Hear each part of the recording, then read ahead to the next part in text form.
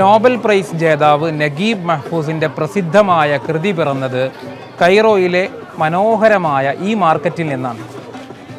കഥ പറയാം. പ്രകാശം പരത്തുന്ന തെരുവുകൾ. ഈജിപ്തിലെ കൈറോ നഗരത്തിൻ്റെ ഹൃദയത്തിലാണ് ഖാൻ അൽ ഖലീലി ചന്ത.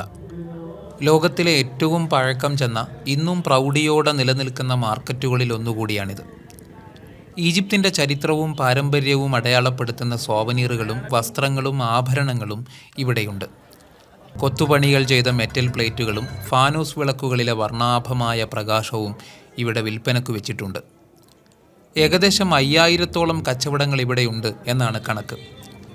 ഖാൻ അൽ ഖലീലിയിലെ കോഫി ഷോപ്പുകൾ ഏറെ പ്രസിദ്ധമാണ്. വൈകുന്നേരങ്ങളിൽ കോഫി ഹൗസുകളിൽ കലാപരിപാടികളും സാഹിത്യ സദസ്സുകളും നടക്കും. ഈ കാഴ്ചകളിലേക്കാണ് ദിനേന 150ഓളം രാജ്യങ്ങളിൽ നിന്നുള്ള നിരവധി ടൂറിസ്റ്റുകൾ എത്തിച്ചേരുന്നത്. സഞ്ചാരികൾക്ക് കൈറോ നഗരം ഒരുക്കി വെച്ച അപ്രതീക്ഷിത സമ്മാനമാണ് ഖാൻ അൽ ഖലീലി. ഈജിപ്ഷ്യൻ എഴുത്തുകാരനും നോബൽ പ്രൈസ് ജേതാവുമായ നഗീബ് മഹ്ഫൂസിൻ്റെ പ്രസിദ്ധമായ ഖാൻ അൽ ഖലീലി എന്ന നോവലാണിത്. രണ്ടാം ലോക മഹായുദ്ധകാലത്ത് അഭയം തേടി ഖാൻ അൽ ഖലീലിയിലേക്ക് താമസം മാറുന്ന ഒരു കുടുംബത്തിൻ്റെ കഥയാണ് ഈ നോവൽ പറയുന്നത്.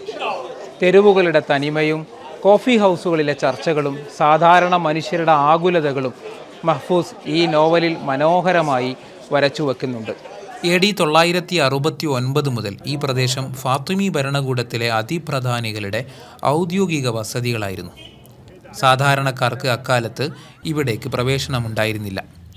പിന്നീട് 1382 മംലൂക്ക് ഭരണകൂടത്തിൻ്റെ അമീർ ജർക്കസ് അൽ ഖലീലി ഈ പ്രദേശത്തെ കച്ചവടക്കാർക്കുള്ള സത്രങ്ങളാക്കി മാറ്റി.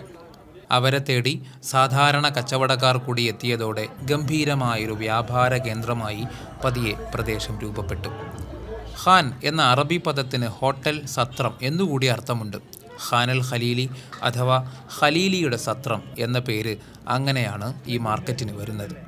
മാർക്കറ്റുകൾ വെറും വ്യാപാര കേന്ദ്രങ്ങൾ മാത്രമല്ല, മറിച്ച് കലയും സംസ്കാരവും സാഹിത്യവും ഇഴചേർന്ന മനുഷ്യജീവിതത്തെ അതിൻ്റെ തനിമയോടെ അടയാളപ്പെടുത്തുന്ന ഇടങ്ങൾ കൂടിയാണെന്ന് ഖാൻ അൽ ഖലീലി നമ്മെ ഓർമ്മപ്പെടുത്തുന്നു. വീണ്ടും കാണാം.